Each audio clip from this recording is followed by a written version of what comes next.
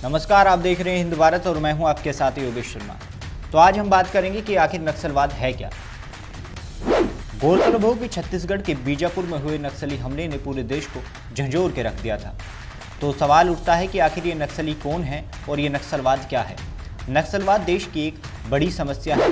तो आज हम बात करेंगे कि आखिर ये नक्सलवाद है क्या और इसकी जड़ें कहाँ से हैं। दरअसल सत्ता के खिलाफ भारतीय कम्युनिस्ट पार्टी के नेता चारू मजमूदार और कानून सान्याल के सशस्त्र आंदोलन का नाम नक्सलवाद है। यह आंदोलन 1967 में पश्चिम बंगाल के गांव नक्सलबाड़ी से शुरू हुआ था।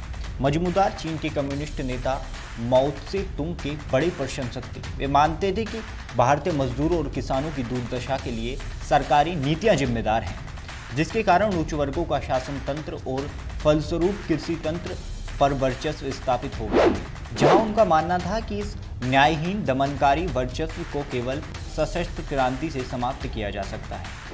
जिसके बाद 1967 में नक्सलवादियों ने कम्युनिस्ट क्रांतिकारियों की एक अखिल भारतीय समन्वय समिति बनाई।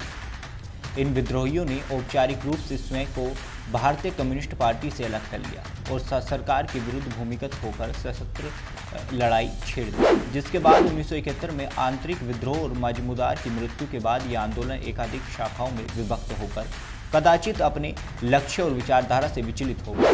बता दें कि आज कई नक्सली संगठन वैधानिक रूप से स्वीकृत राजनीतिक पार्टी बन गए हैं और संसदीय चुनावों में भाग लेने लगे हैं। नक्सलवाद का सबसे ज़्यादा प्रभाव आंध्र प्रदेश, छत्तीसगढ़, उड़ीसा, झारखंड और बिहार जैसे राज्यों में है। देश के लगभग 40% भूभाग पर उनकी समांतर सरकार चलती है और देश भर में इनकी संख्या 1 लाख से 2 लाख मानी जाती है। नक्सली समस्या आज किसी अकेले राज्य की समस्या नहीं है, बल्कि यह कई राज्यों की साझा समस्या है, जिसमें छत्तीसगढ़, पश्चिम बंगाल, बिहार, आंध्र प्रदेश, झारखंड आदि प्रमुख राज्य हैं, जो इनकी आंतरिक सुरक्षा को प्रभावित कर रही है। इसलिए इस समस्या को वर्तमान में अहम समस्या के रूप में देखा जाए और नासूर बन चुके इस रोग को नए सिरे से राज्यों में बातचीत करके समाधान निकाला जाए। अब हम बात करेंगे कि नक्सलवाद की जड़ें कहां से हैं। आपको बता दें कि भारत में नक्सली हिंसा की शुरुआत 1967 में पश्चिम बंगाल के नक्सलवाड़ी से हुई थी। शुरुआत में तो पुलिस ने इस विद्रोह को कुचलने की कोशिश की, लेकिन दशकों बाद इस आंदोलन ने झारखंड, पश्चिम बंगाल, ओडिशा, बिहार, छत्तीसगढ़ और आंध्र प्रदेश जैसे राज्यों में अपना प्रभुत्व कायम कर लिया। अब हम बात करेंगे नक्सलवाद के कारणों के बारे में। आखिर नक्सलवाद के कारण क्या है। दरअसल आमतौर पर नक्सल प्रभावित इलाकों को केंद्र और राज्य सरकार द्वारा इतना पैसा मुहैया करवाया जाता है, अगर उस पैसे को सही तरीके से खर्च किया जाए तो जिले और राज्य की तस्वीर ही बदल सकती है, लेकिन ऐसा नहीं हो पाता। आपको ये जानकर हैरानी होगी कि नक्सल प्रभावित क्षेत्रों की अधिकांश आबादी बिजली और शौचालय के बिना रहती है। अगर यहाँ कोई बीमार हो जाए तो आसपास अस्पताल तक नहीं है और दूर दराज के इलाकों में जाने की यातायात सुविधा भी नहीं है और शहरी इलाज इतने महंगे हैं कि आम नागरिक की पहुँच में नहीं है।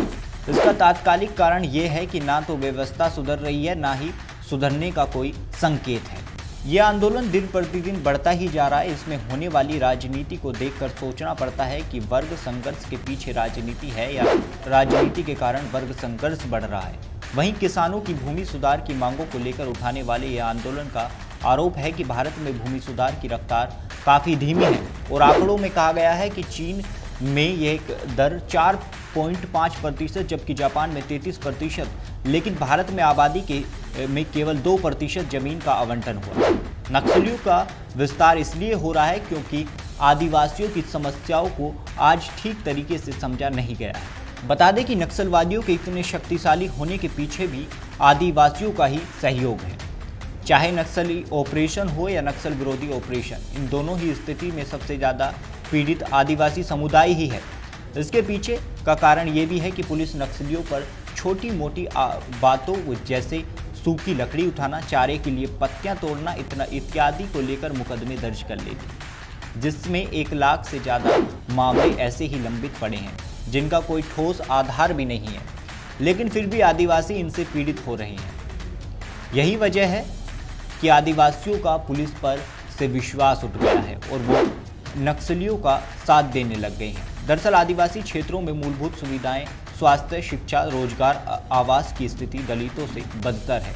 ये मानने में हमें संकोच नहीं करना चाहिए कि आज तक आदिवासी हमेशा हाशिए पर ही रहे हैं। नक्सलियों के पनपने का एक कारण वो भी है प्रशासनिक कारण। स्पष्ट हो कि हमारी न्यायपालिका में विवाद काफ़ी लंबे चलते हैं और वो अधिक खर्चीले भी होते हैं, जिसके कारण लंबित मामले पीढ़ी दर पीढ़ी चलते रहते हैं, जबकि नक्सली सरकारें समांतर चलती हैं, जो वहीं मेज कुर्सी लगाकर तुरंत फैसला सुनाती हैं। बता दें कि नक्सली समाज के लोग ऐसे वर्ग के हैं जिनकी बुनियादी ज़रूरतें एक सीमा तक ही हैं।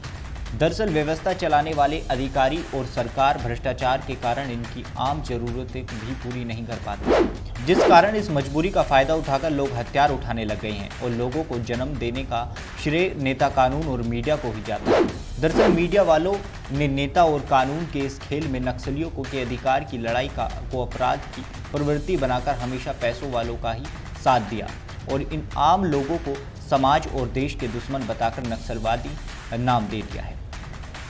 वहीं सामाजिक कारण भी नक्सलियों के पनपने के प्रमुख कारण रहे हैं। किसी भी समाज या व्यक्ति पर दो तरह के अधिकार किया जा सकता है, एक शारीरिक और दूसरा मानसिक। जहां शारीरिक रूप से अधिकार बंदूक भय से किया जा सकता है, तो मानसिक रूप से नैतिक अधिकारों के सहारे लिया जा सकता है। दरअसल नक्सलवादियों की यही रणनीति रही है कि आदिवासी लोगों को सामाजिक तनाव देकर उन पर अपनी मानसिकता थोपी जाए, जिसमें वे काफ़ी हद तक सफल भी रहे हैं।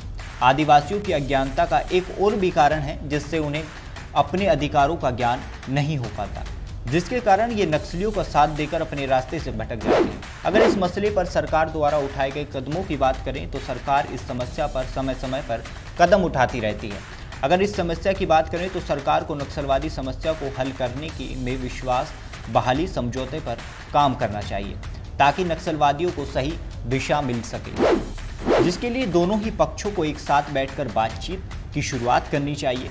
साथ ही पहले उन्हें हथियारों का समर्पण करने के लिए राजी करना चाहिए। इसके साथ साथ राज्य में स्थित नक्सली और गैर नक्सली की पहचान करना भी बेहद जरूरी है। इस स्थिति को देखकर कहा जा सकता है कि नक्सलवाद से निपटने के लिए राजनीतिक, सामाजिक और आर्थिक के साथ साथ नियंत्रण की भी आवश्यकता है और जो इलाके इससे प्रभावित हैं उनमें आम लोगों की सुरक्षा के साथ साथ शांतिपूर्ण योजनाओं पर ध्यान देना होगा और केंद्र व राज्य सरकारों को एक साथ मिलकर हिंसा प्रभावित क्षेत्रों में बुनियादी सुविधाओं जैसे शिक्षा, स्वास्थ्य, सड़क, रोजगार उपलब्ध करवाने चाहिए, ताकि आदिवासी लोगों को मुख्य धारा से जोड़ा जा सके और उनमें जागरूकता लाई जा सके। फिलहाल इस खबर में इतना ही। ऐसी तमाम खबरों के लिए देखते रहें हिंद भारत, आपकी अपनी आवाज। हिंद भारत, आपकी अपनी आवाज।